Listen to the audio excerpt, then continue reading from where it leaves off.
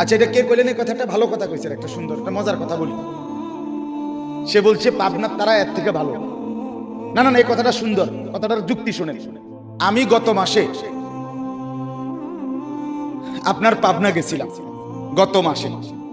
তো এই Pabna mental hospital দেখার জন্য তো পুলিশ থেকে বলে আমার জন্য অনুমতি নিছে। এটা এমনি সবাই ঢুকতে দেয় না, ভিতরে যাইতে দেয় না, বাকি বিশেষ অনুমতি নিলে দেয়।